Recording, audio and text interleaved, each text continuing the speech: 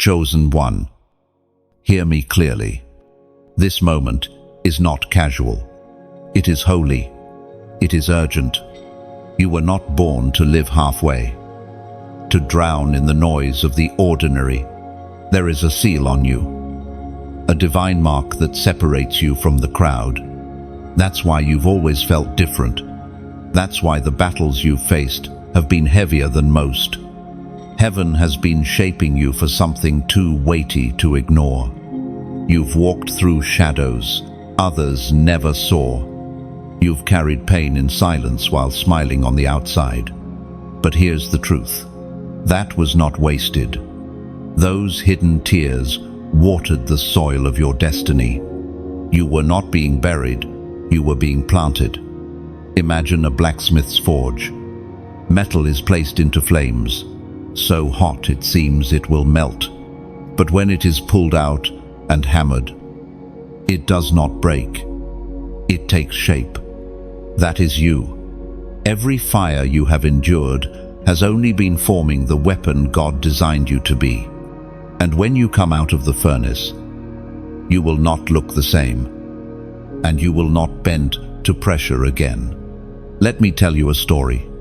There was once a chosen one, a young woman who carried dreams from God but was trapped in a season of waiting.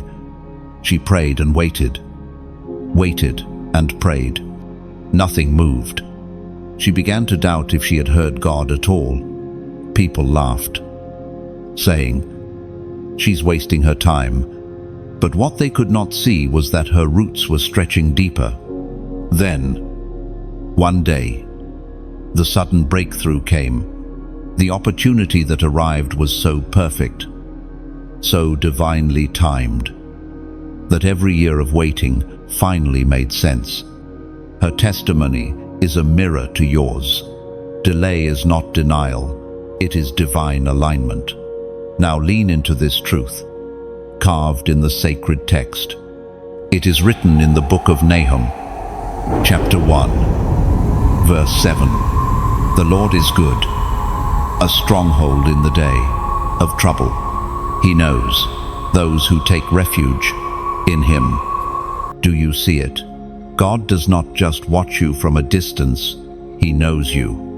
He knows your voice, your battles, your hidden sacrifices, and He Himself is your fortress. Fear may shake, but it cannot enter the stronghold. This is your promise. You are not unprotected. But here is the serious warning. You cannot play with this calling. You cannot continue to postpone obedience, thinking tomorrow will always be available. Mercy is patient, but it is not endless. Each moment you hesitate, you risk growing numb to the very voice that's calling you now. Chosen one, this is a divine alarm clock. Heaven is shaking you awake. Remember, your presence is disruptive to the enemy. That's why you've been attacked, misunderstood, rejected. You carry a light that unsettles the darkness. And this moment, this word, is your turning point. So, take a step of faith right now. If this resonates deep in your spirit, don't stay silent. Write in the comments 777. Let it be your public declaration that you are stepping into divine completion. Not tomorrow, not someday. Now. And don't stop there. Share this word so it can rescue another who is standing at the edge of giving up. Like this message so it travels further. And if you haven't yet, subscribe.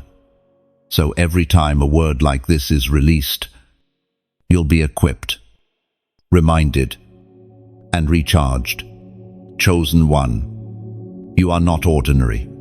You are a lighthouse in a storm, a weapon forged in fire, a seed about to break through the soil. The Spirit has marked you, and heaven is waiting for your response. Chosen one, pause and breathe this in. You have survived storms that were designed to drown you. Yet here you are, still standing. That is not luck. That is evidence that God's hand has been holding you all along. You are proof that the darkness cannot swallow light, no matter how fierce the night becomes. But hear me, your journey is not just for you.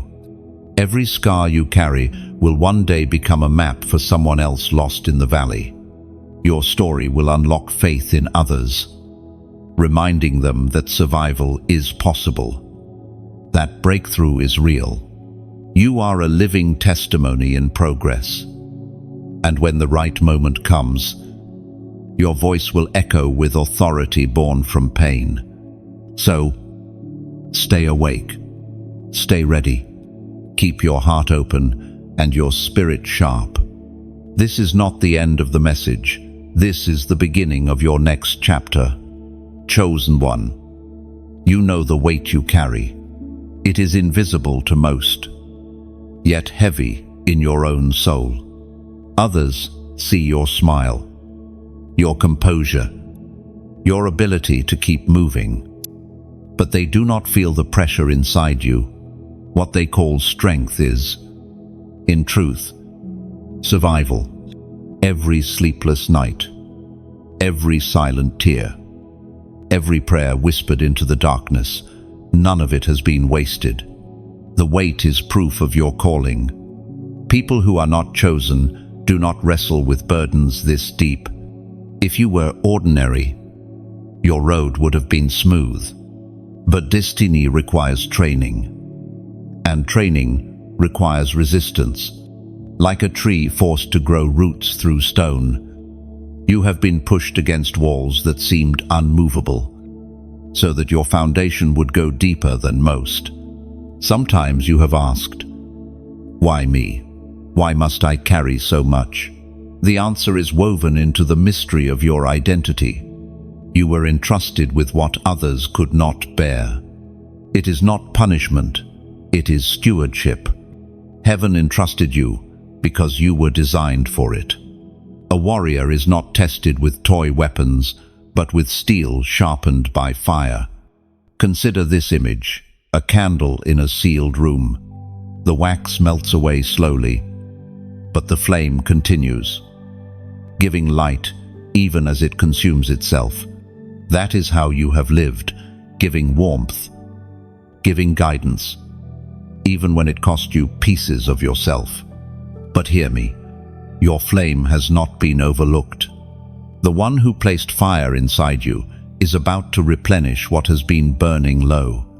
There was a man once, another chosen one, who felt the crushing load of responsibility. He worked tirelessly, trying to keep his family afloat. Yet each effort seemed to fail. Friends abandoned him, and the people he helped turned against him. At one point, he cried out, "I cannot hold this anymore." Yet, in that very moment, when he thought he would break, God sent an unexpected provision. The burden did not vanish, but his strength multiplied. Years later, he realized that season forged his endurance, making him unshakable. His story mirrors yours. The load is not the end of you, it is the making of you. The scriptures speak into your struggle. It is written in the book of Psalms, chapter 55, verse 22, "Cast your burden on the Lord, and he will sustain you. He will never permit the righteous to be moved." These are not soft words meant to soothe. They are commands laced with power. To cast is to throw, not to place gently. God is calling you to stop carrying alone what was never meant to rest solely on your shoulders. Yes, the weight has shaped you, but you are not abandoned to collapse beneath it. Heaven stands ready to sustain you, to anchor you, so that storms do not uproot you. Chosen one, the heaviness you feel is not evidence of weakness. It is evidence of capacity, like a bridge that creaks under the weight of trucks. You may feel the strain, but you were engineered to carry more than most. And the designer of your soul knows your limits better than you do. Trust that he will not let you shatter under the load. There is a deeper truth here. Your burden is also your key. The very thing that weighs you down will become the platform of your authority. Out of your heaviest battles will rise your greatest testimonies. You will speak with authenticity that cannot be faked. Because you have walked the valley yourself. Your scars will shine as proof that healing is possible. The world cannot see the fullness of your struggle. They only see the fragments. But God has seen every moment. He has counted every tear. And none have fallen unnoticed. You may feel unseen, but heaven's gaze has never shifted from you. So, do not despise the weight you carry. It is not a curse. It is a crown in disguise. And in due time, what felt like chains will reveal themselves as the training ground of a ruler. The heaviness will not crush you. It will launch you. Chosen one. Your story is still unfolding. What feels unbearable today will one day be the very testimony that brings hope to those who cannot see light. The burden is not breaking you, it is birthing you. Chosen one. The season of carrying without answers is not forever. Even the heaviest night must give way to dawn. What you feel pressing on you now is only a shadow compared to the glory that will rise through you. Your weight is a seed hidden, stretching, preparing to break open into something that will astonish even you. Take heart. The Lord who called you has measured every ounce of what you bear. He has also appointed the moment your strength will be renewed. And that moment is closer than you think. Chosen one. The Spirit is not vague with you. There is a diagnosis over your life that cuts straight to the center of who you are. You've been asking why cycles repeat, why breakthrough feels delayed, why certain doors never open. The truth is simple yet sharp. Some things in you must be cut away before destiny can flow unhindered. This is not punishment. It is surgery. And surgery always requires precision, not comfort. You've been carrying habits, attachments, even thought patterns that cannot walk with you into the next season. It's like trying to climb a mountain with bags of stone tied to your back. Every step feels harder, not because the mountain is impossible, but because you are carrying weight that was never meant for the climb. God's diagnosis reveals not what is wrong with you, but what no longer belongs with you. Picture a garden in late spring. Flowers are blooming, but weeds have twisted their way around the roots. Left unchecked, they choke the very life they share soil with. That's what happens in your spirit. When compromise and delay grow quietly, they disguise themselves as harmless. But in time they drain the strength you need for purpose. The diagnosis is not condemnation. It is a call to uproot the weeds before they strangle your harvest. There was a chosen one who once thought she could keep her old life while reaching for the new. She prayed. She sang. She even served faithfully. But behind closed doors, she held on to toxic friendships, secret compromises, habits that dimmed her fire. One night, she felt an undeniable whisper. You cannot carry both. It shook her. She wept. But when she finally released what God demanded, the acceleration was instant. Opportunities unfolded. Clarity returned. And peace that had been missing for years came rushing back. Her testimony proves that God's cut is not to wound, but to free. The Spirit reminds us through the writings of Proverbs, chapter 27, verse 6. Faithful are the wounds of a friend, profuse are the kisses of an enemy. Oh, chosen one, God is that faithful friend. His correction may sting, His pruning may feel like loss, but it is always for your protection. Better to endure His wound that heals than embrace the enemy's false comfort that destroys. And this is where the seriousness intensifies. Many drift because they refuse to let go. They hold on to what God already called dead. They cling to old versions of themselves, old relationships, old behaviors, and wonder why new life never appears. But life and death cannot occupy the same space. To step forward, you must release. To embrace destiny, you must cut ties with delay. Do not resist this diagnosis. The very thing you fear losing is likely the chain keeping you from your breakthrough. Trust Him enough to let Him remove what is killing your fire. Trust that His hands are skilled, His timing perfect, and His purpose sure. Now I need you to respond, not with silence, but with agreement. Write these words in the comments. Cut it off.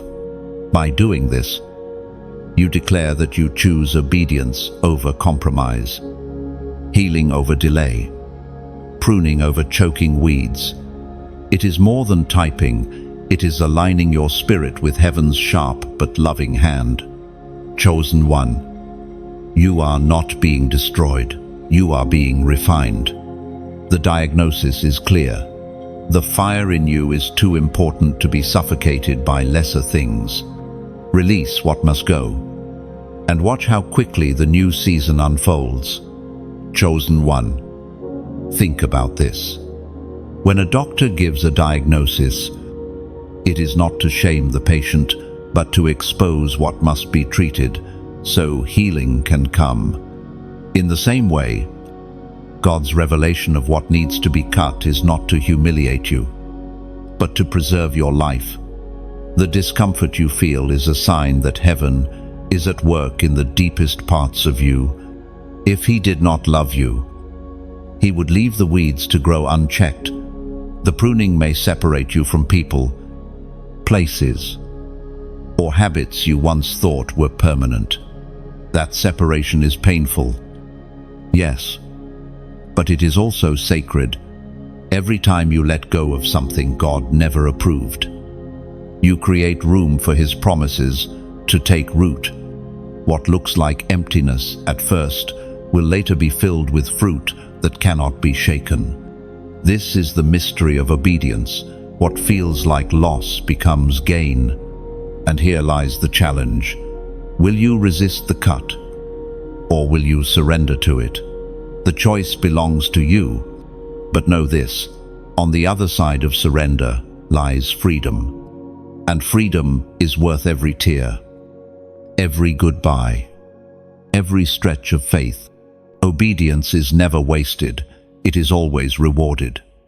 Chosen one, you stand on the edge of mercy's boundary. It is wide, it is deep, but it is not endless. God's mercy has carried you farther than you realize through mistakes, through rebellion, through seasons where you nearly surrendered to despair. But there is a truth that cannot be ignored. Mercy is a gift to lead you into obedience, not a blanket to excuse disobedience forever.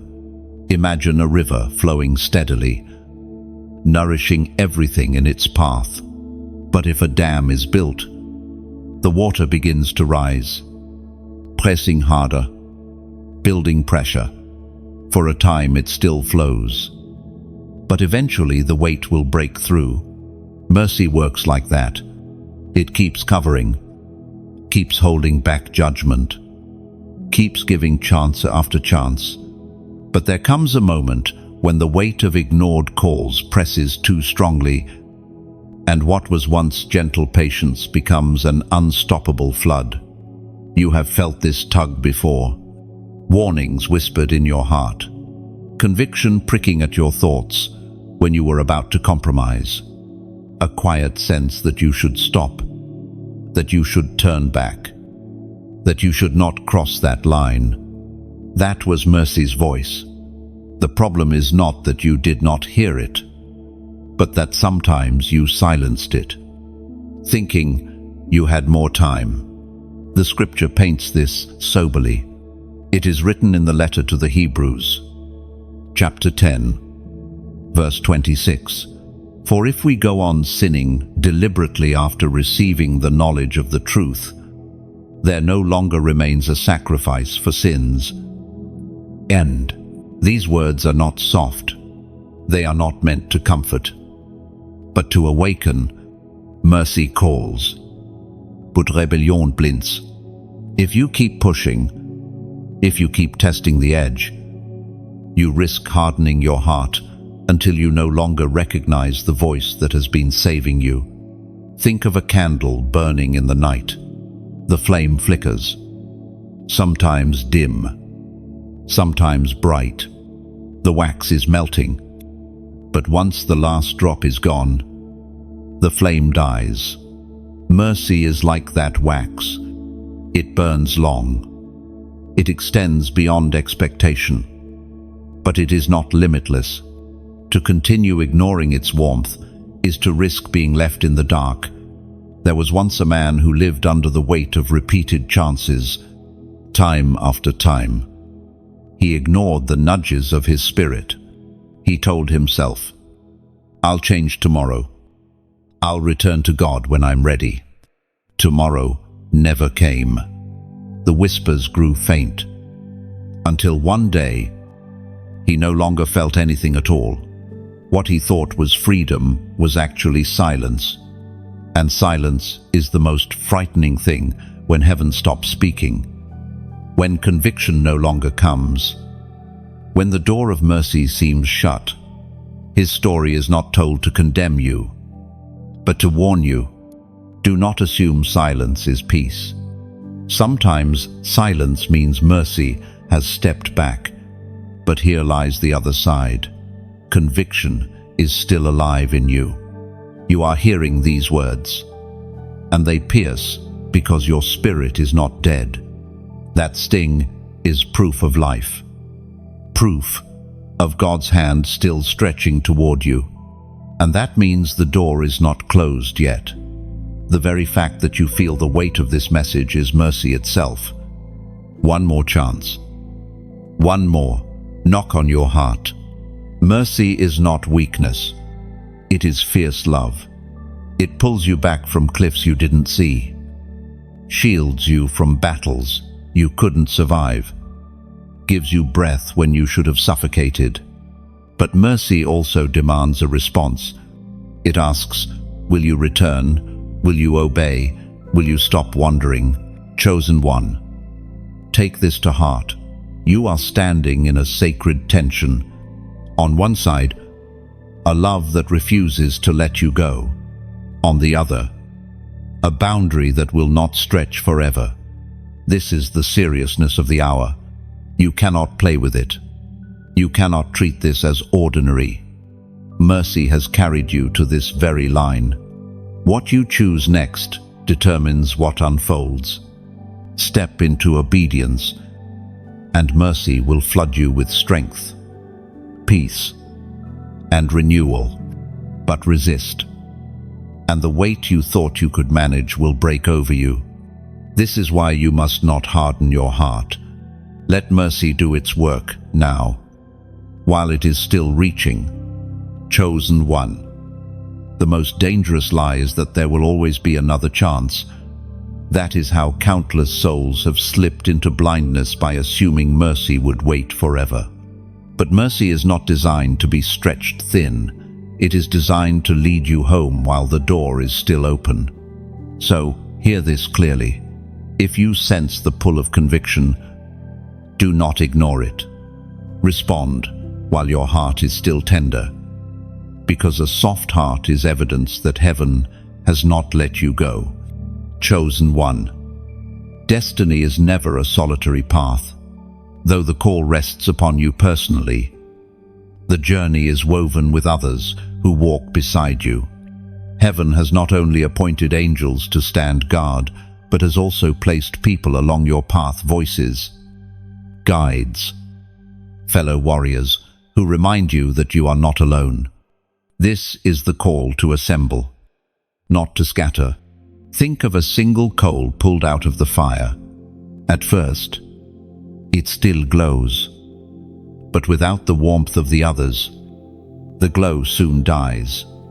Place that coal back among the flames, and instantly the fire returns, brighter and stronger. That is what happens when you surround yourself with those who carry the same flame of faith. Your light multiplies. Your courage strengthens. Your endurance stretches further. You have already seen the opposite. Times where you tried to fight alone, holding your struggles in silence, believing isolation was strength. But isolation is not strength, it is exhaustion. The enemy works best when he convinces you that no one understands, no one cares, and no one can walk with you.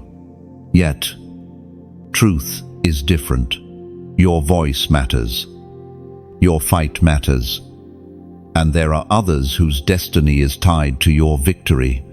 There was a chosen one who wandered for years, believing his battles were his alone. He carried shame like armor, refusing to let anyone in. But the more he hid, the heavier it became. Finally, he opened his life to a trusted circle of believers. Together they prayed, fasted, and carried burdens as one body. Slowly, his chains broke, his fire returned, and the very community he once avoided became the fortress that kept him standing. His testimony proves this. We were never designed to survive alone. The Word of God affirms this truth. According to the letter of Ecclesiastes, chapter 4, verse 9, 2 are better than one, because they have a good return for their labor. If either of them falls down, one can help the other up. M's chosen one. You are being summoned into alignment, not just with heaven, but with the people heaven has ordained for you. Alone, you may stumble, but together you rise.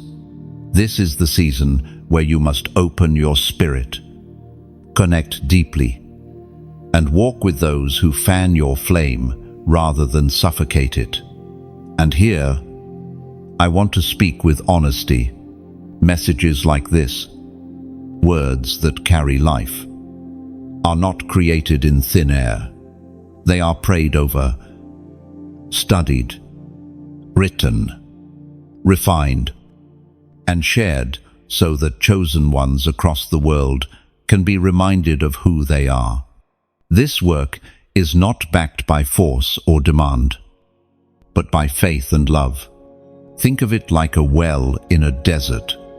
Every time you come thirsty, the water is there, refreshing you, sustaining you. But that well must be kept clean, tended, and refilled so that others who pass through the desert can drink too. This space, these words, are that well.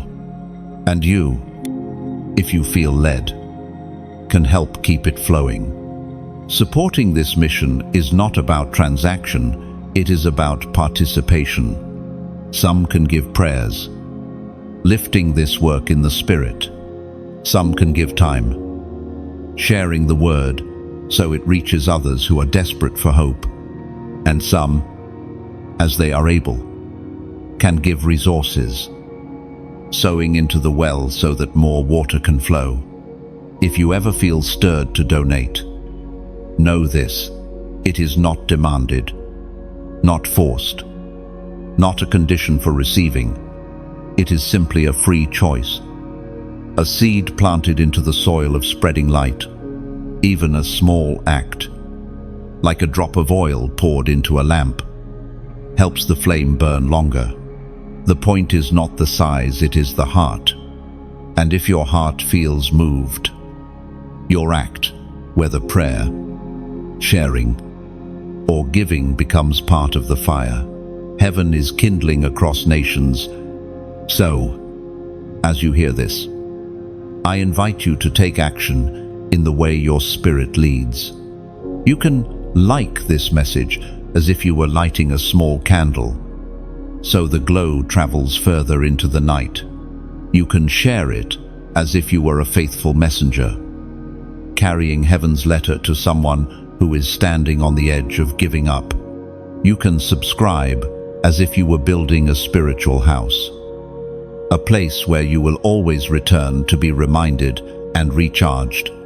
And if your heart is moved, you can donate, not as an obligation, but as planting a seed in the field. That seed will grow into a tree, casting shade and bearing fruit for generations to come. Chosen one. These small actions are never lost. They become sparks added to the great fire, ensuring your light not only guides you, but also guides those wandering in darkness. Chosen one. Do not be deceived. The enemy never rests. If heaven has marked you, darkness has also marked you. The counterattacks you have faced are not random. They are strategic. Every distraction, every unexpected temptation, every door that looks golden but leads into a trap, they are designed to delay, to exhaust, and to make you question whether you were ever chosen at all. Think of a fisherman who knows his craft well. He does not throw just any bait into the water. He studies the fish. He learns what they crave. Then he hides the hook beneath the thing they desire most. That is how the enemy operates. Studies your patterns, your longings, your wounds. He wraps the hook of destruction beneath what looks like comfort, beneath what feels like affirmation, beneath what promises relief. By the time you taste it, the line is already tightening. You have seen this before. The very moments when breakthrough was closest, distractions appeared. The times you fasted, prayed, or stood firm, suddenly old temptations resurfaced. People you thought were gone reappeared. Opportunities that glittered demanded your compromise. These are not coincidences. They are the enemy's countermoves to stop you from crossing into your promise. There was once a chosen one who nearly lost everything at the edge of his breakthrough. He had prayed for years for a door to open. Finally, it did.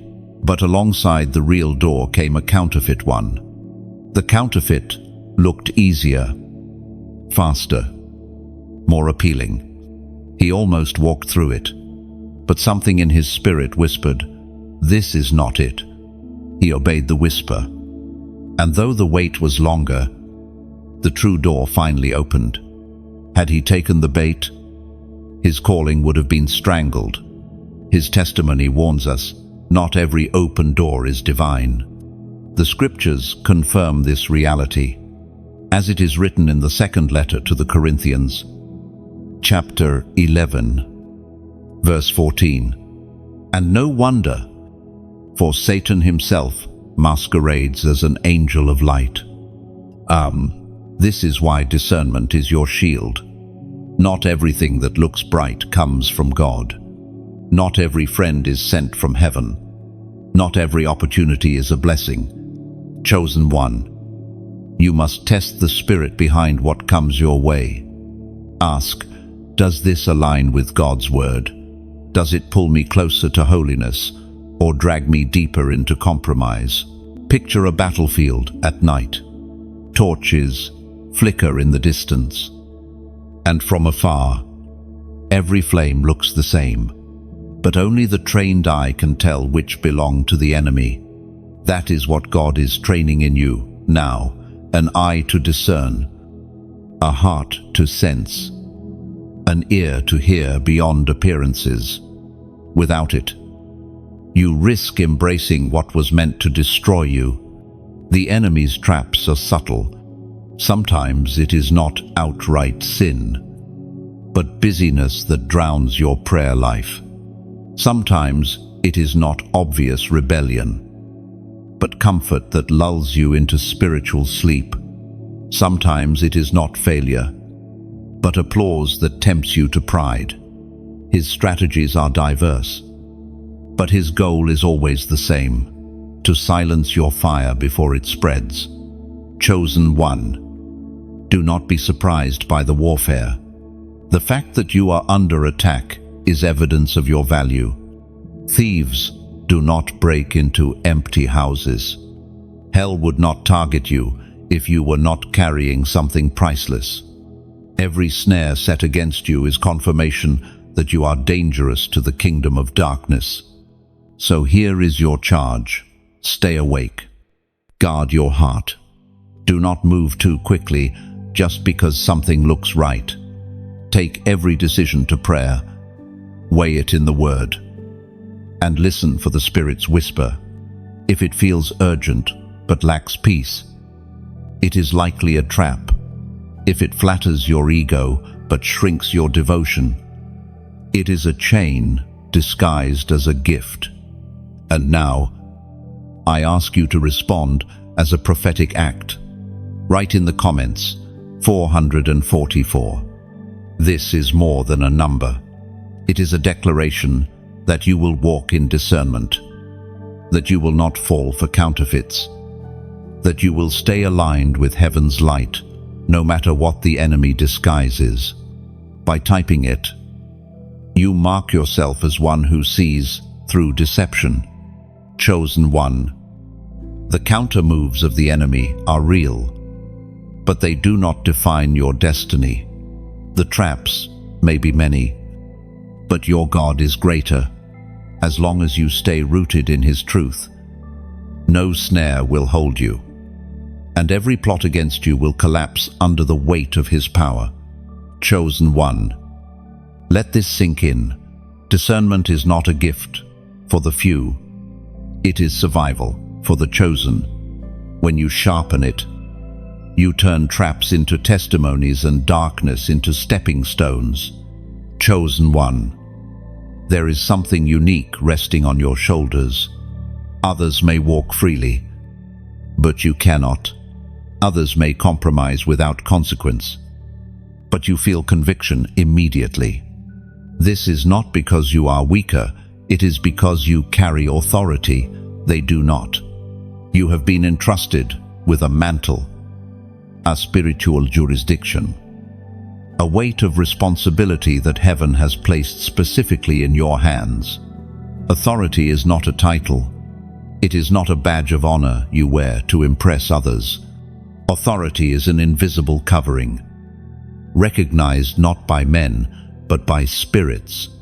When you walk in it, atmospheres shift, darkness trembles, doors unlock, and battles bow.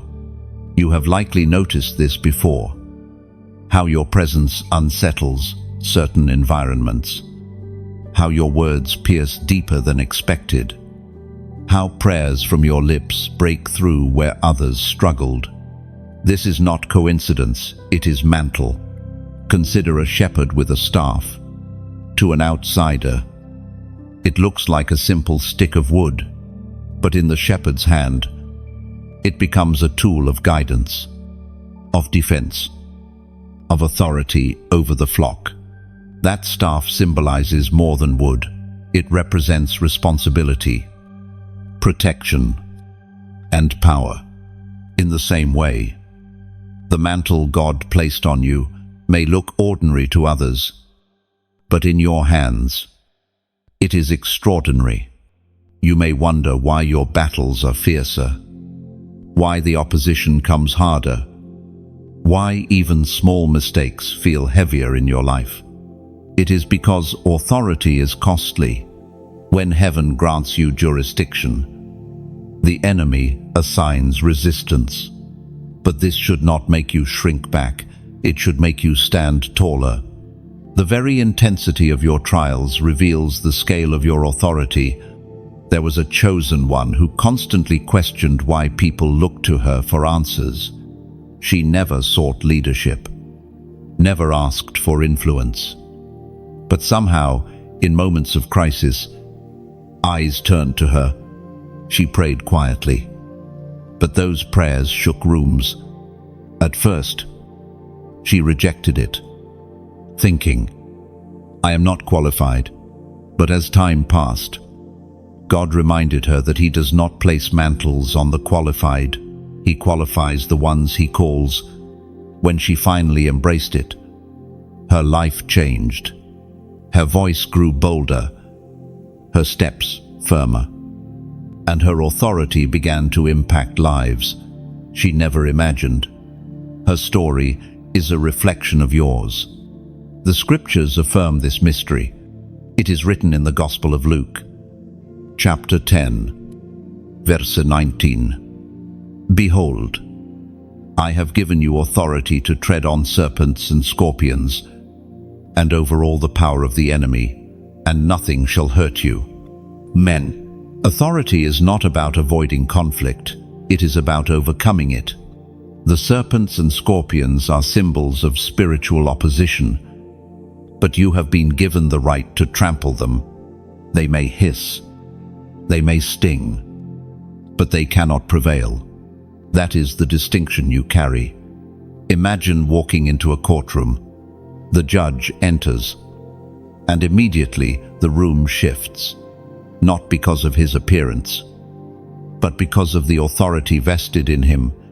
The authority does not come from the man, but from the office he holds. Similarly, when you step into situations, the authority resting on you is not your own strength. It is heaven's decree. That decree commands respect in the spirit realm, even if people around you do not recognize it. But with authority comes responsibility. The mantle is not for display, it is for service. You were not chosen to dominate others, but to liberate them. Your prayers are weapons. Your words are keys. Your presence is a shield. When you walk in obedience, your authority multiplies. When you walk in pride, your authority diminishes. The mantle responds not to arrogance, but to humility. Chosen one, understand this clearly. Your authority is not fragile. It may be challenged, but it cannot be stolen. What heaven has decreed over you, no demon can annul. Yet, it is your responsibility to protect it, to honor it, and to grow into it. Do not run from it. Do not downplay it, and do not misuse it. Stand in it. The uniqueness of your authority also explains your isolation. Many cannot walk with you because they cannot carry what you carry. Loneliness has not been a curse, it has been training. God was teaching you to rely not on crowds, but on His presence. And soon, the very authority that set you apart will become the authority that draws others to safety. Chosen one, never forget, you are not ordinary. You are a carrier of jurisdiction, a vessel of divine authority. Walk as one marked. Walk as one entrusted. Walk as one who carries heaven's decree. Chosen one. Authority is not loudness. It is alignment. When your heart bows to heaven, your words carry weight. When your life reflects obedience, even silence becomes a command to darkness. This is the secret of your mantle. Quiet power. Unshakable and undeniable. Chosen one. Every calling carries with it a proving ground. The moment you accept that you are marked, the tests begin. These are not random inconveniences or ordinary struggles. They are carefully permitted crises, divinely measured to reveal what is inside you. The immediate test is not sent to destroy you, but to expose the strength you didn't know you had. Think of gold placed into a furnace. The flames rise, the metal groans, and the dross begins to surface. At first, it looks like the fire is ruining the gold, but in truth, it is refining it. Every impurity that clings to the surface is drawn out, and what remains is stronger, purer, more valuable. That is what the test does for you. It pulls out what cannot remain, while leaving you with a purity and resilience no trial can take away. You have likely noticed that trials rarely come at convenient times. They often strike just when you feel ready for promotion, just when peace seems close, just when doors appear to be opening. That is not coincidence. The test is sent at the threshold to ensure you are truly prepared for the next season. God will not let you step into destiny with untested character. There was once a chosen one who longed for influence. He dreamed of helping others, of building something meaningful. Yet every time opportunity approached, hardship came alongside it. Unexpected bills, broken friendships, false accusations, all at once. At first, he thought it was punishment, but over time, he realized it was preparation. Those hardships taught him to manage pressure, to forgive when wronged, to trust God when provision seemed impossible. Later, when influence finally came, he carried it with humility and strength. Without those tests, the platform would have crushed him. His story proves that the immediate test is not a setback, it is a safeguard. The scriptures remind us of this principle. According to the first letter of Peter, chapter 1, verse 7, so that the tested genuineness of your faith, more precious than gold that perishes, though it is tested by fire, may be found to result in praise and glory and honor at the revelation of Jesus Christ. Your faith, chosen one, is more valuable than gold. And just like gold, it must pass through fire. The flames are not evidence of God's absence, they are evidence of His investment in you. He sees a future so bright that He refuses to let hidden weaknesses destroy it. Picture a bridge stretched across a wide river. Before cars are ever allowed to cross, the engineers test it. They load it with weight far heavier than it will ever carry in daily life. Why? Because if it cannot hold under pressure, it is unsafe. The test is proof of strength. In the same way, God allows weight upon you now so that when the real assignment comes, you will not collapse. This explains why your tests feel personal. They are not designed for everyone. They are tailored for you. They strike at your insecurities, your weak points, your hidden fears, because that is where God is building fortitude. Do not mistake the precision of the test as cruelty. It is exact, because the calling on your life is exact. But here is the danger. The test is pass or fail. It is not neutral. When you lean into trust, obedience, and endurance, the test refines you. When you run into bitterness, shortcuts, or rebellion, the test hardens you. That is why the immediate test feels so urgent. It is shaping the trajectory of your journey. Chosen one, the test may feel unbearable at times, but you are not unequipped. Heaven has already poured resilience into your spirit. The Spirit of God whispers strength in your weakness, light in your darkness. and peace in your storms. Remember, you were chosen not because you were flawless, but because God knew His strength would perfect your flaws. The immediate test is not a punishment. It is a divine classroom. Every tear is a lesson. Every delay is a training ground. Every closed door is a redirection. And when the test concludes, you will look back and see that what once threatened to destroy you was the very thing that forged you. So, endure. Breathe. Stand. Trust that the fire is not consuming you. It is making you shine. Chosen one. Your test is temporary, but the strength it creates is eternal. The fire you feel today is not your final story. It is the shaping of tomorrow's victory. Hold steady. The process will one day become your proof. And when that day arrives, your scars will no longer speak of pain but of survival. You will stand as living evidence that the furnace refines, but it never destroys the chosen one.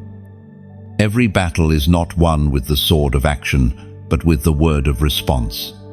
What comes out of your mouth in the middle of warfare determines whether you rise or retreat. The prophetic response is more than speech. It is alignment. It is declaring with your lips what heaven has already decreed in your spirit. Words are not soft. They are weapons. When spoken in faith, they cut through doubt like a blade through rope. When whispered in fear, they wrap around you like chains. This is why the enemy attacks your voice.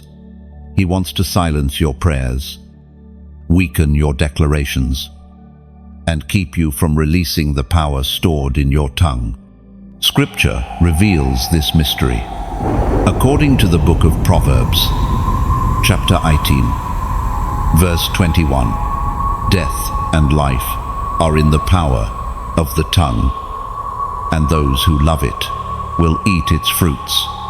Think of a battlefield general.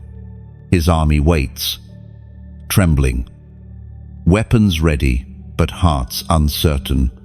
At the sound of his command, just one clear word, they rise with courage and storm forward. Without his voice, hesitation reigns. With his voice, victory begins. That is what your prophetic response does. It signals your spirit and everything around you that you are not backing down. There was a chosen one who faced endless accusations. Lies spread. Friends turned. Doors closed. At first, she stayed silent, hoping it would pass, but the silence felt like suffocation. One night, she opened the scriptures and began declaring aloud every promise she found. I am not forsaken. I am redeemed. I will see the goodness of the Lord. As those words poured out, her atmosphere shifted. Depression lifted. Strength returned. And eventually, truth rose above the lies. Her breakthrough began the moment her voice aligned with heaven. Chosen one. You must learn the practice of response. Not every thought deserves silence. Not every attack deserves retreat. Some moments demand you stand tall. Lift your head and declare the opposite of what hell is whispering. When fear says, you are alone, your response must be, God is with me. When delay mocks, it will never happen, your response must be, my time is in God's hands. Oh, imagine standing before a locked door. You can pound on it endlessly, but the door remains closed until the right key is used. Your prophetic response is that key. It unlocks what action alone cannot. The right word, aligned with God's word, shifts what seemed immovable. But here is the warning. Careless words carry weight too. If you echo fear, if you declare defeat, If you curse what God is building, your voice empowers the very darkness trying to break you. That is why your tongue must be trained, not in negativity, but in truth. Chosen one, your prophetic response does not have to be loud, but it must be consistent. Whispered prayers can carry as much power as shouted ones when faith stands behind them. Every time you open your mouth in alignment with God's promises, you build walls of protection, shields of faith, and pathways of breakthrough. Now, I ask you to seal this moment with action. Write these words in the comments. I speak life. This is not a ritual, it is a declaration. By writing it, you proclaim that your tongue will not serve death, but life. You choose to release words that heal, build, and strengthen. You declare that your voice will echo heaven's truth, not hell's lies. Chosen one, your voice carries weight in realms you cannot see. Use it, train it, guard it, and above all, align it, because your prophetic response today is the seed of your victory tomorrow. Chosen one, think of your words as arrows. When you release them without focus, they scatter in the wind and fall short. But when you aim them with faith, they strike with precision, piercing through the very heart of the obstacle before you. This is why your declarations matter. They are not wasted breath. They are targeted strikes in the spirit. Every time you choose to respond with life, you build a fortress inside your soul. Fear may knock, but it cannot stay. Doubt may whisper, but it loses authority. Your own voice, aligned with God's promises, becomes the sound that drives out shadows. You are not just speaking to circumstances, you are reminding your soul who your God is. This practice also transforms your atmosphere. A house filled with constant complaints feels heavy, but a house filled with declarations of truth feels alive. The air shifts when words of faith are released. Your home, your family, your own heart, all of it begins to breathe differently when your tongue becomes a fountain of life instead of a well of despair. So never underestimate it. Your prophetic response may feel small, but in heaven's sight, it is thunder.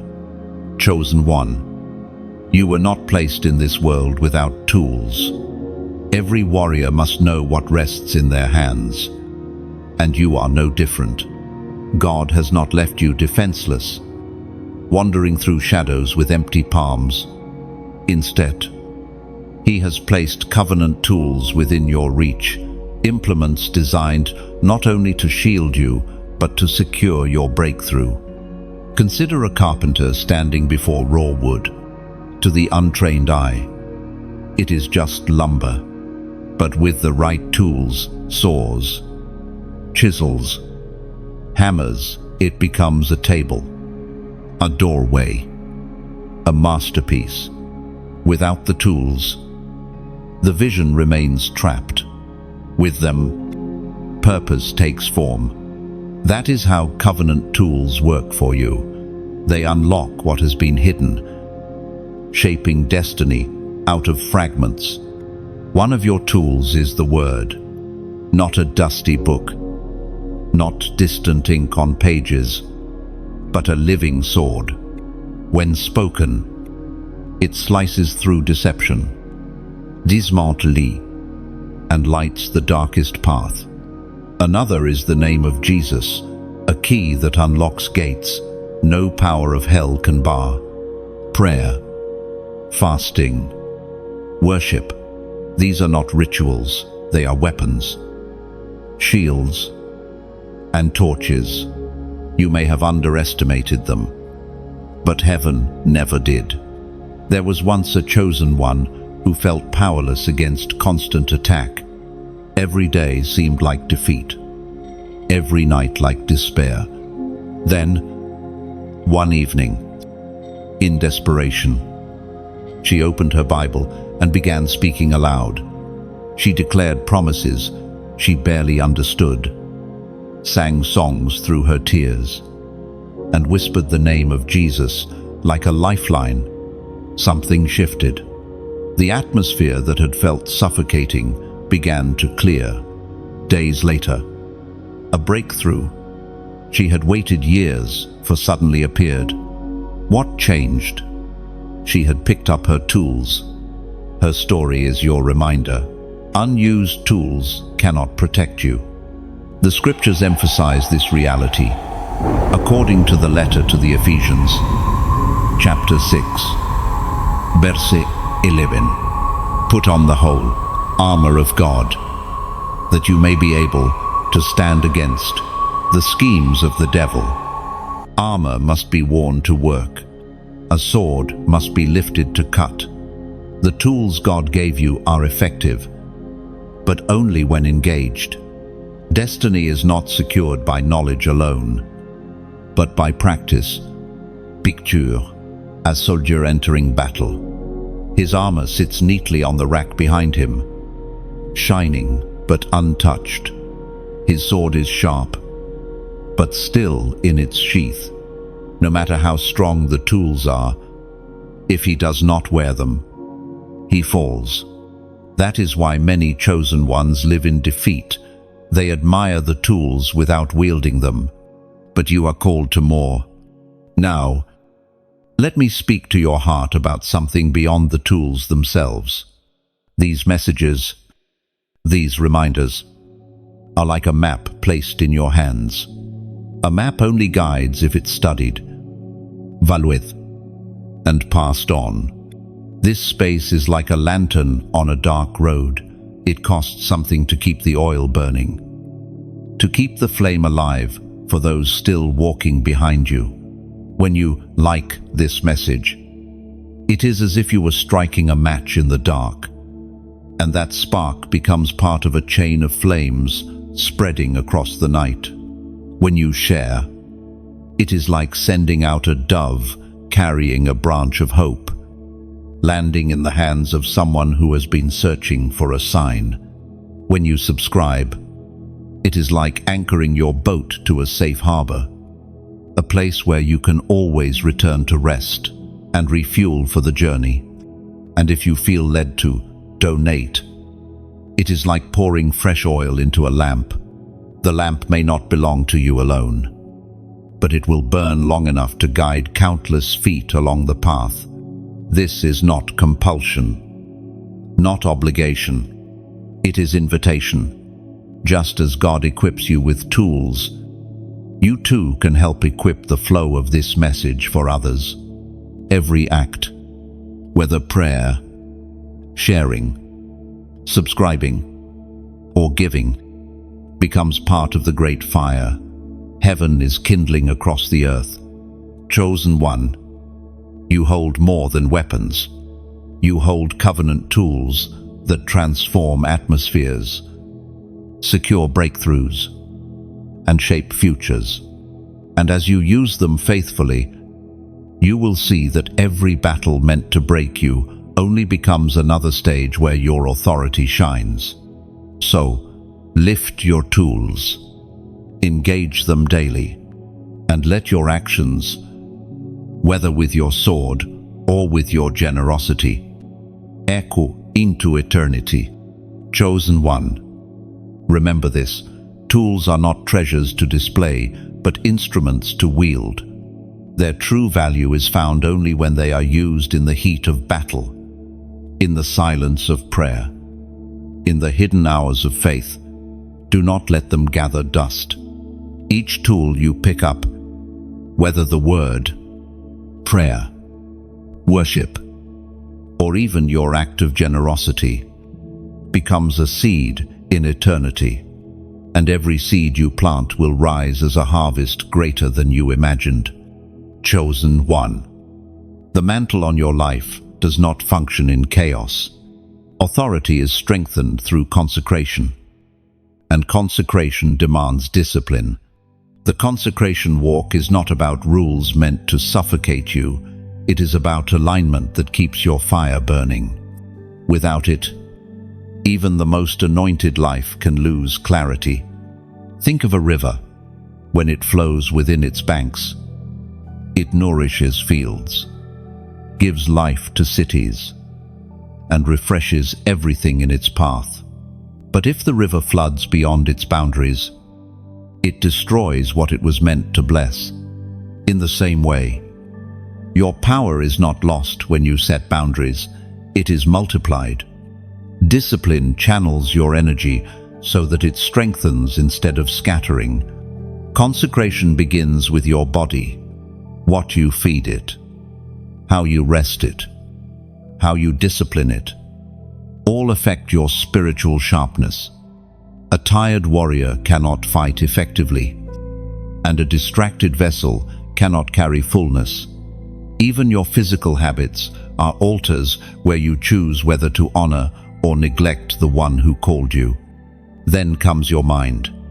The battle of destiny often begins in thought before it manifests in action. If your mind is unguarded, fear, lust, bitterness, or pride sleeping quietly. But when you consecrate your thoughts, you transform them into soil where faith can grow. The Word of God is not only to be read, but to be meditated on, like seeds planted repeatedly until they sprout into unshakable belief. Your altar is not only external but internal. The prayers you pray in secret, the fasting you choose when no one knows, the worship you lift when no one applauds, these are the foundations of consecration. They are like oil poured into a hidden lamp. To others, nothing may look different, but when darkness presses close, that hidden oil determines whether your flame burns bright or fades away. There was once a chosen one who craved public impact but neglected private consecration. He spoke with fire on platforms but lived carelessly in secret. For a while, the mantle seemed strong, but cracks began to show, confusion in decisions, weariness in spirit, scandals in reputation. What he ignored in private consumed him in public. His fall was not sudden, it was the result of neglecting the walk of consecration. His story is a warning. Without hidden oil, public fire cannot last. The scriptures remind us of this principle. In the book of Joshua, chapter 3, verse 5, it is written, "Consecrate yourselves, for tomorrow the Lord will do wonders among you." Do you see the pattern? Wonders follow consecration. Miracles, breakthroughs, and divine movements do not arrive by accident. They are drawn to the vessel that has prepared itself, emptied itself, and aligned itself with God's holiness. Imagine an athlete preparing for the Olympics. He wakes before dawn, eats with precision, trains tirelessly, avoids distractions, and shapes his entire life around a single goal. Others may relax, indulge, or waste time, but he cannot. His consecration is not punishment, it is preparation. And when the day of competition comes, his discipline crowns him with victory. Chosen one, you are running a race greater than any earthly prize. Your consecration is not loss, it is training for eternal reward. Consecration also protects you from pride. Authority without consecration becomes arrogance. Gifts without consecration become performance. But consecration bends your heart low before God, reminding you daily that the mantle you carry is borrowed, not owned. Humility keeps your authority pure, while pride contaminates it. There will be days when consecration feels lonely. Others may mock your boundaries, call you too strict, or misunderstand your choices.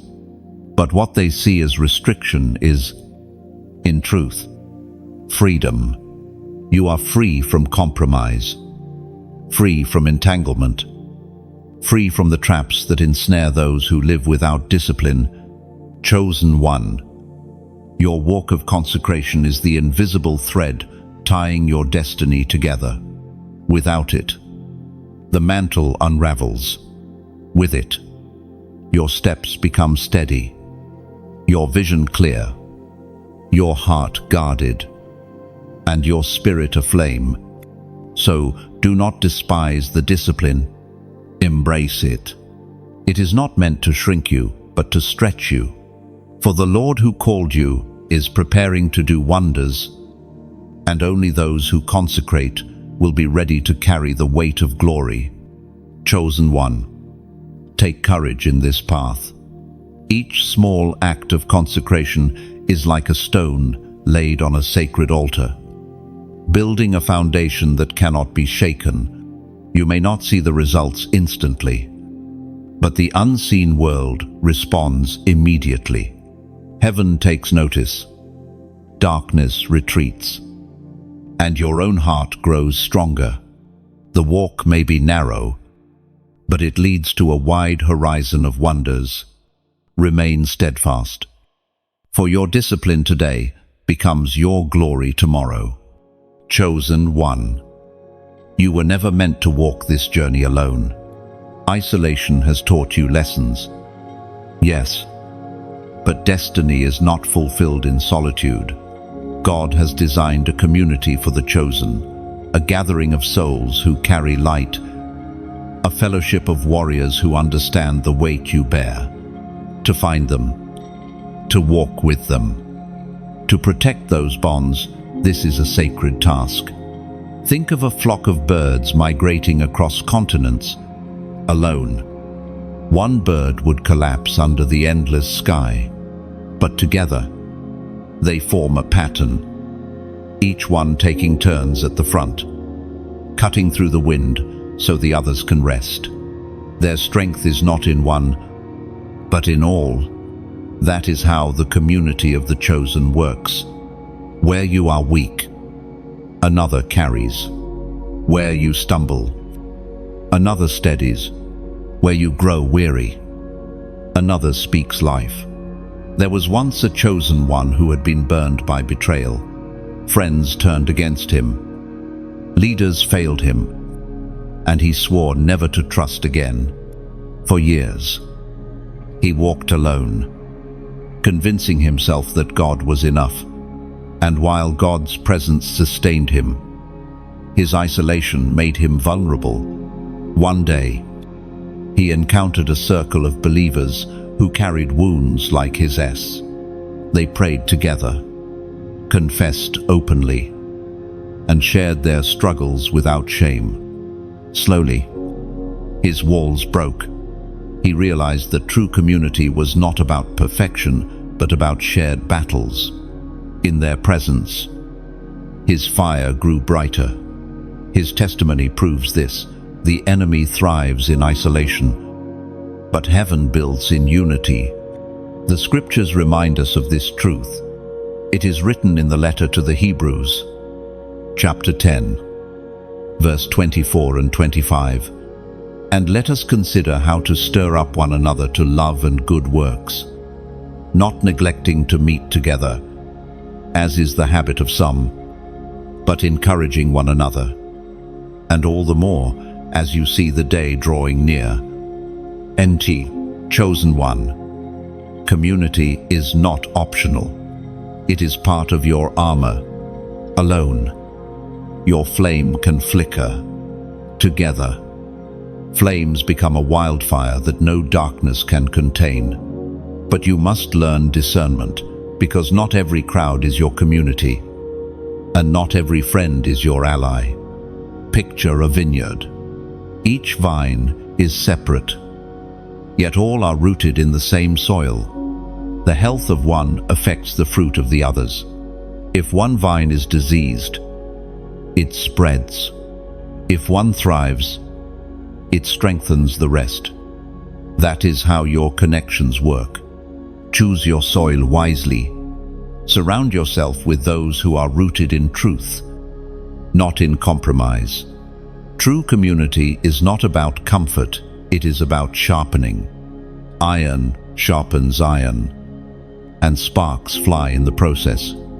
Sometimes your brothers and sisters will challenge you, confront you, even wound you with truth.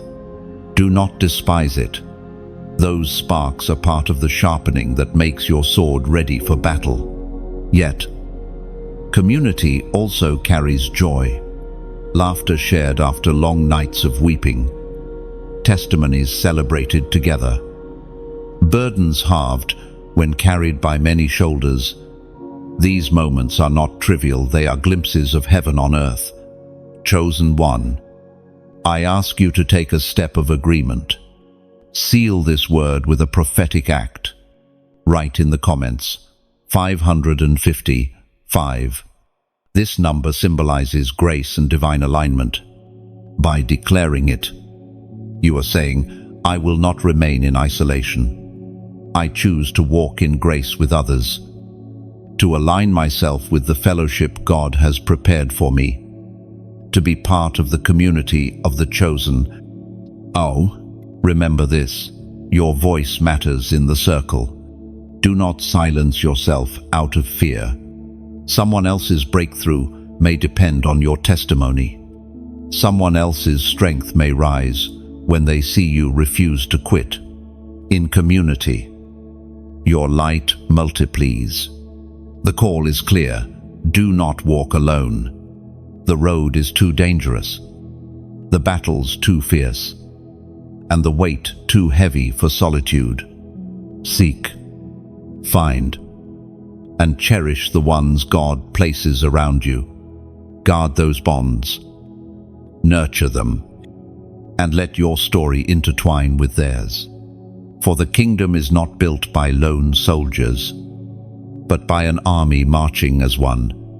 Chosen one. Never confuse independence with isolation. Independence is strength built on trust in God. But isolation is a trap meant to weaken you. When you withdraw too long, you starve the very parts of your soul that thrive in fellowship. Community is not a weakness, it is God's design. And understand this, true unity is not uniformity. You don't have to be the same as others to belong. Each one carries a different fire, a unique gift. And when those flames come together, they create a blaze strong enough to terrify darkness. This is why your presence matters. You complete the circle. Heaven is drawing on earth. Chosen one. Destiny is not only shaped by what you embrace, but also by what you compromise. The cost of compromise is far greater than it first appears. At the beginning, compromise feels small, harmless, even justified. A single step away from obedience seems insignificant, but compromise is a seed, and when planted, it grows into a tree whose branches spread far beyond what you imagined. Picture a single crack in a dam. It starts small, almost invisible, but water presses against it every second. Left unattended, the crack widens. Eventually, the dam breaks, and what could have been prevented with a simple repair becomes destruction too vast to contain. That is how compromise works. It begins quietly, but ends loudly. The tragedy is that compromise rarely announces itself as rebellion. It often disguises itself as convenience, comfort, or just this once. But each choice weakens your resolve, and with each step, your authority diminishes. You may still carry the mantle outwardly, but inside, its weight begins to fade. There was once a chosen one with great promise. He was gifted, admired, and entrusted with influence. But he tolerated small compromises, secret sins, quiet lies, half obediences. At first, nothing seemed to change. His gift still operated. His voice still carried weight. But slowly, cracks appeared. His discernment grew dull. His authority weakened. And eventually, what was hidden came to light. His fall was not sudden. It was a long chain of compromises.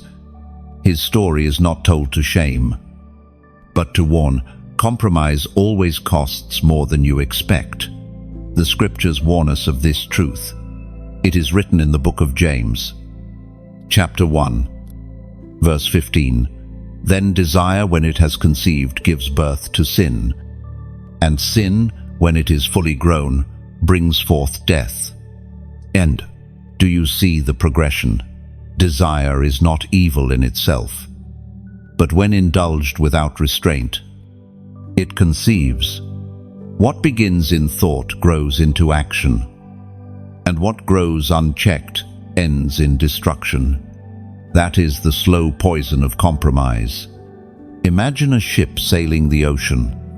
Its course is set for a faraway harbor, but if the captain shifts the wheel by even 1 degree, at first, the difference is almost invisible. Yet, after miles of travel, the ship ends up hundreds of miles away from its destination. That is compromise. A small deviation now leads to complete misdirection. Later, chosen one. You cannot afford to tolerate what God has already asked you to release. Compromise dulls your spirit, weakens your authority, and clouds your vision. It makes you think you are still strong while slowly draining your power. The enemy does not need to destroy you instantly. He only needs to lure you into settling for less than what was promised. But here is the hope. Conviction is still alive in you. If you feel the sting of this message, it means your heart has not been hardened. That sting is the hand of God pulling you back from the cliff before the fall. Mercy is still reaching, and grace still whispers that the cost of obedience may be heavy. But the cost of compromise is heavier. Think of fire kept in a hearth. It warms. It glows. It gives life to the home. But when even a single spark escapes and lands where it should not, it sets ablaze what was never meant to burn. In the same way, your fire was meant to remain within the boundaries of obedience. Compromise lets sparks fly where they destroy instead of build. Chosen one. Remember this. Compromise may offer temporary relief, but it will never deliver lasting peace. Peace only comes from alignment. Strength only flows through integrity. Glory only rests where holiness remains. So guard your steps. Guard your heart. Guard your mantle. Because the price of compromise is not just your destiny, it is the destinies tied to you. The voices waiting for your breakthrough. The souls assigned to your light. Stand firm, even when it costs. Because though obedience is costly, compromise is catastrophic. Chosen one. Compromise often looks like the easier road. It whispers promises of comfort and relief, but its end is emptiness. The momentary ease it offers is nothing compared to the long-term loss it brings. Don't be fooled by its disguise. Instead, remember the weight of what rests on you. Every step you take in obedience strengthens your foundation. Every time you say no to compromise, you say yes to destiny. Your resistance is not weakness, it is proof of strength. And know this, God never leaves you to fight compromise alone. His Spirit convicts. empowers, and equips you. Where your strength feels thin, His grace stretches wide. You are not battling in your own power, but with heaven's backing. Chosen one. The road you walk is paved with fire, not because you are cursed, but because you are being refined. The pain you have endured is not wasted. It is activation. Suffering has a way of awakening depths of authority that comfort never could. What you thought would break you is the very thing equipping you to carry power beyond imagination. Think of an olive pressed under crushing weight. At first glance, it looks like destruction. The fruit is broken, the skin split, the shape ruined. Yet from that crushing comes oil, the very substance that anoints kings, lights lamps, and heals wounds. Without the pressing, there is no oil. Without the suffering, there is no release of what lies hidden inside you. You have asked, why must I carry such heavy trials? The answer is this: suffering is the forge where heaven fashions its sharpest weapons. Authority gained without pain is fragile, but authority forged in pain is unshakable. That is why your tears carry power. That is why your scars are not shame, but signatures of authenticity. There was once a chosen one who endured loss after loss, loved ones gone, opportunities stripped away, health failing. For years, it seemed as though heaven had turned silent. Yet in the ashes of that season, something remarkable happened. She discovered a strength that could not be explained, a peace that made no sense, a voice that resonated with authority whenever she spoke. Her pain had carved space for power. When she finally rose, her words carried a weight that comfort never could have given her. Her testimony stands as proof. Suffering awakens what lies dormant. The scriptures declare this truth.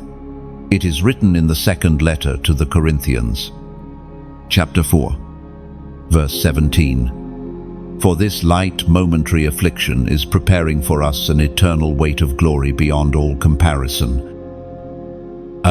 Your affliction feels heavy now, but compared to the eternal weight of glory, it is shaping, it is light. The pressure of today is producing treasures for tomorrow.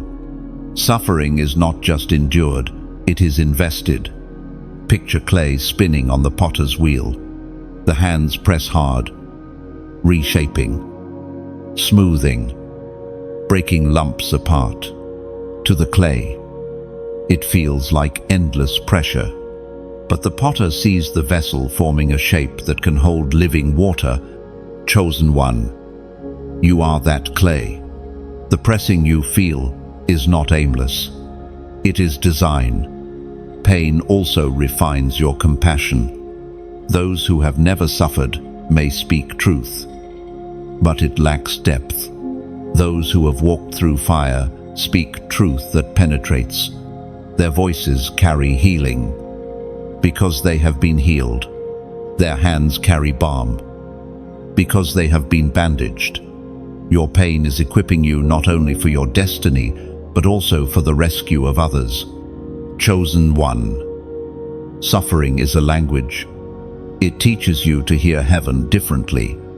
When comfort fails, you learn to recognize God in whispers, in silence, in subtle shifts. You begin to notice His presence in ways you would have overlooked before. Suffering strips away illusions, leaving only what is real. Do not despise this season. Do not curse the ground that feels barren. Every tear is watering soil you cannot yet see. Every night of groaning is breaking chains you didn't know were binding you. Every unanswered prayer is stretching faith beyond feelings into unshakable trust. And one day, when you step into the season of fulfillment, you will see it clearly. What once felt like destruction will be revealed as construction. What once looked like loss will be revealed as foundation. What once felt like silence will be revealed as the deepest conversation. Chosen one. Suffering is not the end of you. It is the beginning of a greater version of you. Pain is not your grave. It is your womb. Out of it, something new, something powerful, something eternal is being birthed. Chosen one. Lift your eyes from the ashes. What you see as ruins are foundations waiting to be built upon. The enemy thought the fire would erase you, but heaven is using it to establish you. Out of the smoke, your true strength will emerge. Do not measure your future by your present pain. Pain is temporary, but the authority it produces lasts forever. Every scar is a credential in the spirit realm, a mark that darkness cannot counterfeit. Your suffering is not meaningless. It is evidence you are being entrusted with more. And when the day of unveiling comes, your story will carry a fragrance of hope. Others will lean on your testimony like travelers drinking from a hidden spring. You will realize then that what once felt like breaking was always God's way of birthing. Chosen one. You have carried pain in silence, endured battles in secret, and walked valleys that few would dare to cross. For years, it felt like no one saw, no one understood, no one recognized the weight you bore. But heaven saw, and there is an hour written into your story, a moment when your private tears become public triumph. The season of hiding is giving way to unveiling. What was once ridiculed will be honored. What was once rejected will be restored. Think of a seed underground. For months, no one notices it. Rain falls. The sun shines. Yet the soil seems silent. But beneath the surface, life is forming.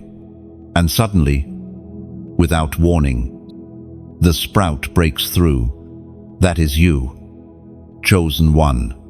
The season of unseen growth is breaking into the season of visible glory.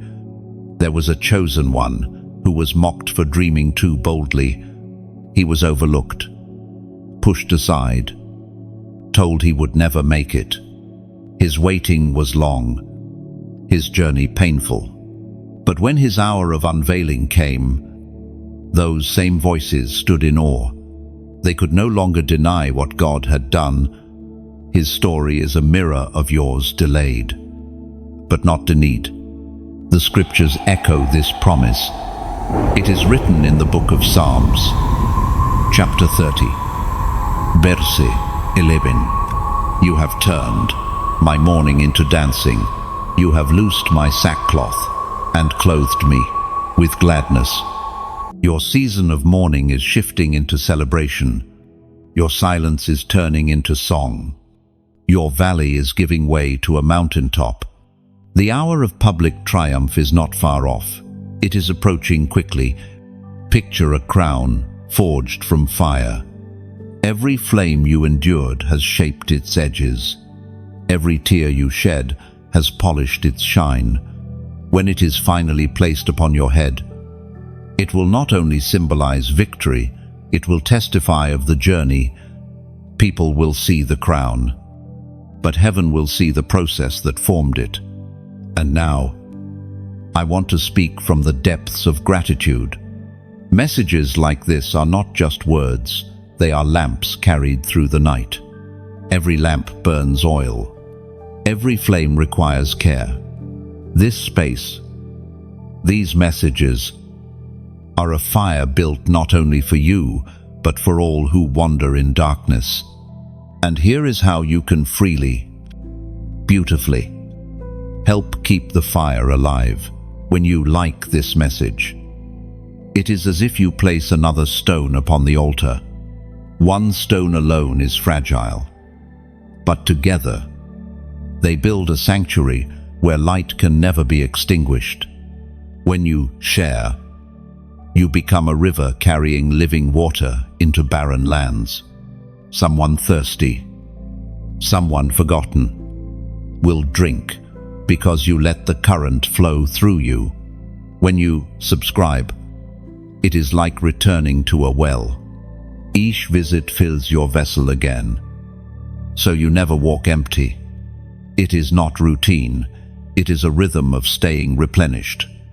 When you comment, it is like carving your name into the stones of the sanctuary. Long after the moment has passed, your words remain as a testimony, echoing that you stood, that you believed, and that you were part of the story heaven was writing. And if your heart is stirred to donate, think of it as planting a vineyard. You may never taste every grape, but generations will. Your seed becomes a harvest that feeds strangers you may never meet.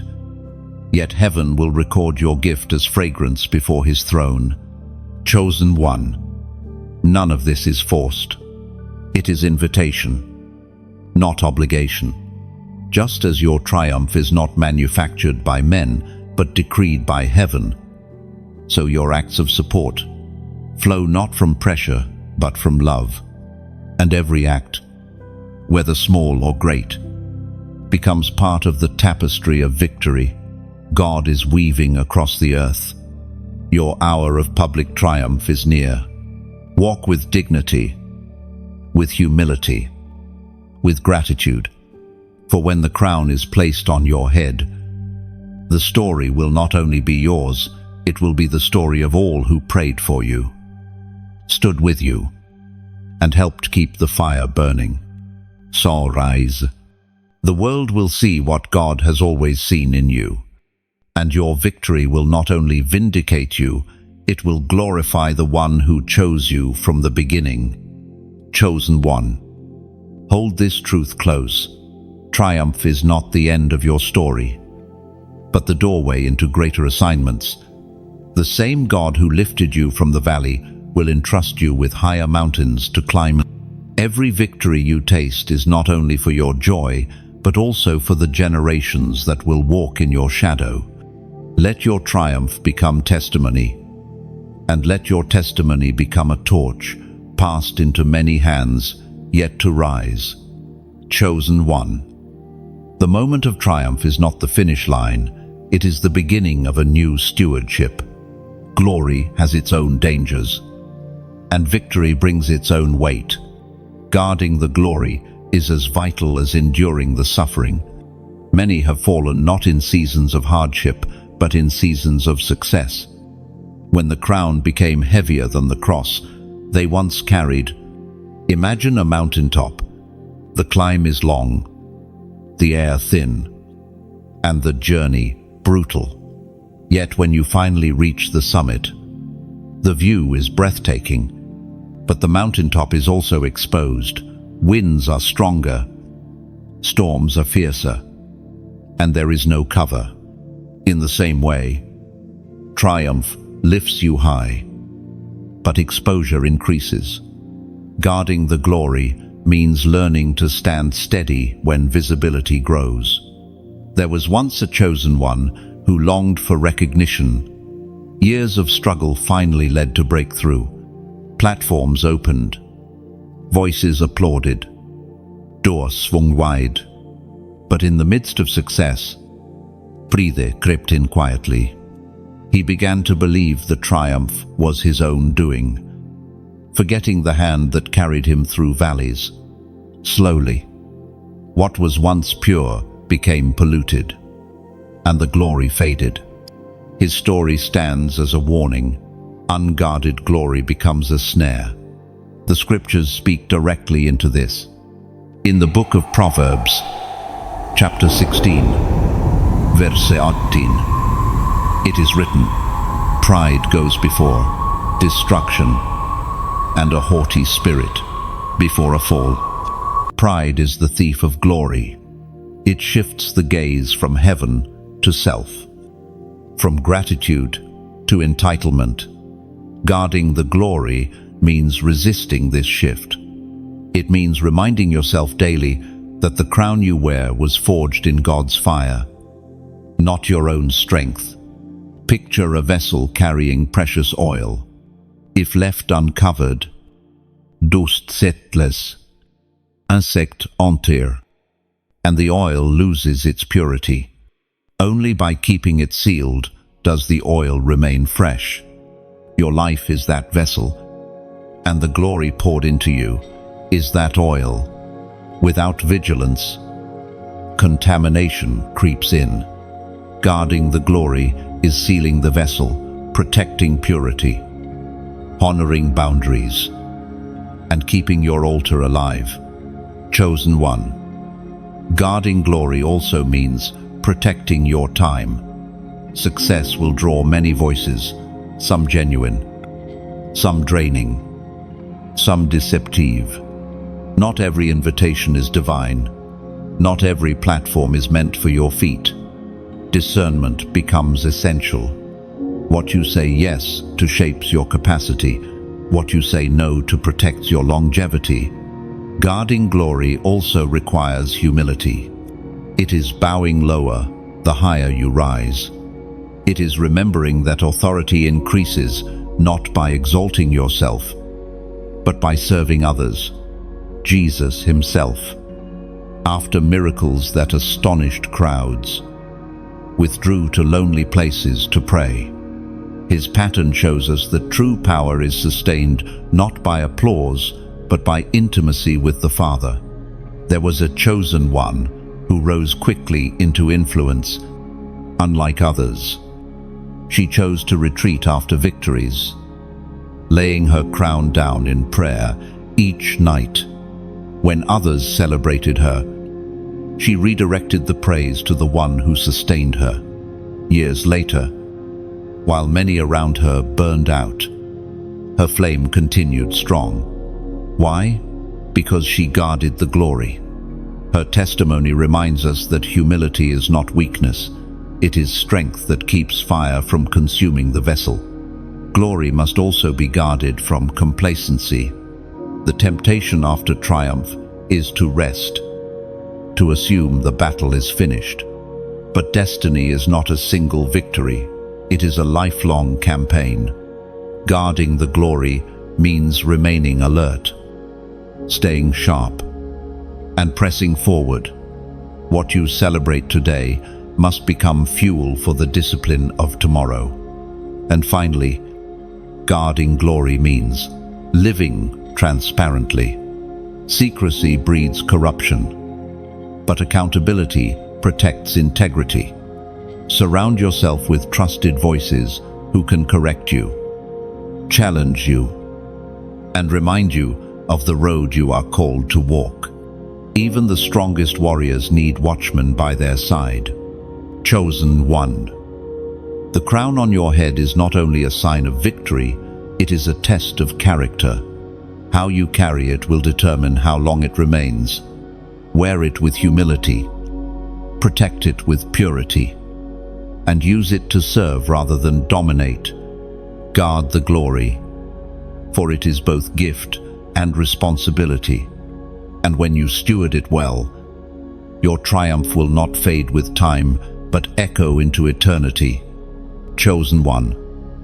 Glory is fragile. Like glass reflecting the sun, it shines brilliantly, but without care, it can crack. To guard it is to handle it gently, with reverence, remembering always that it was entrusted, not earned. Guarding glory also means protecting your gaze.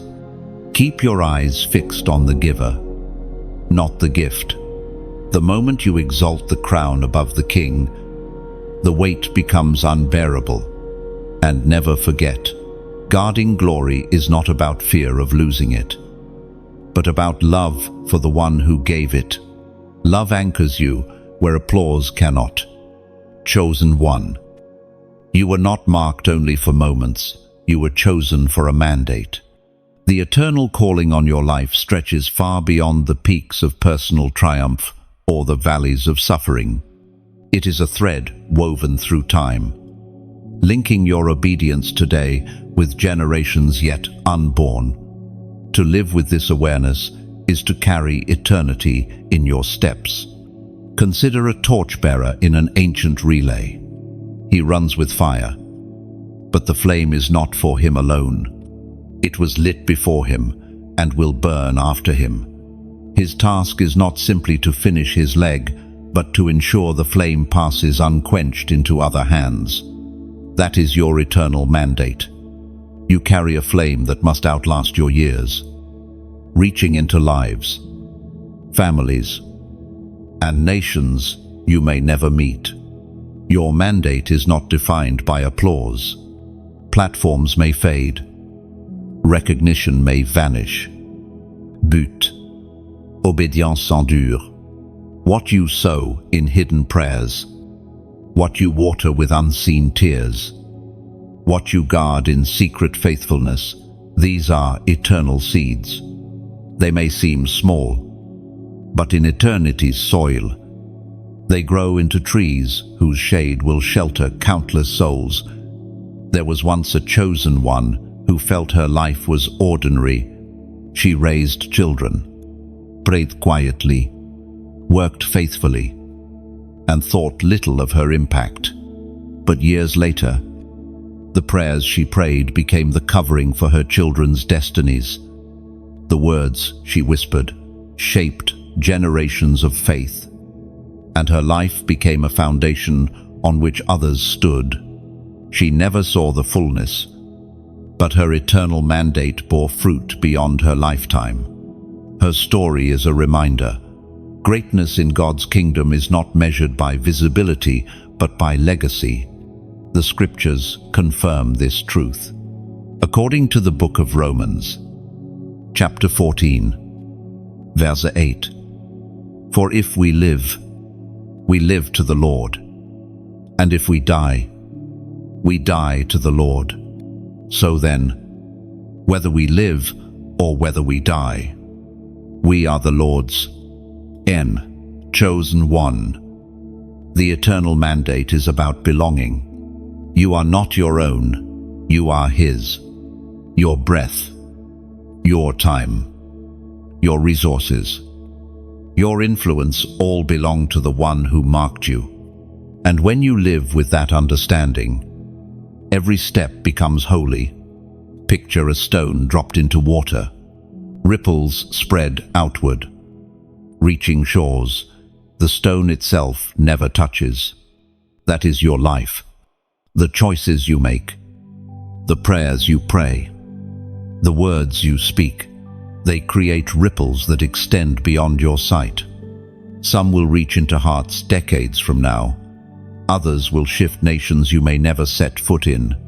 The eternal mandate reminds you, nothing in your obedience is wasted. But to carry this mandate, you must think beyond the moment. Pain tries to shrink your vision to survival. Success tempts you to settle in comfort. Yet the eternal mandate calls you to lift your gaze higher, to live not just for what is seen, but for what is unseen. Chosen one. Understand this. Crowns fade, but legacy endure. Titles vanish, but testimony live. Your mandate is not about chasing significance, but about stewarding it.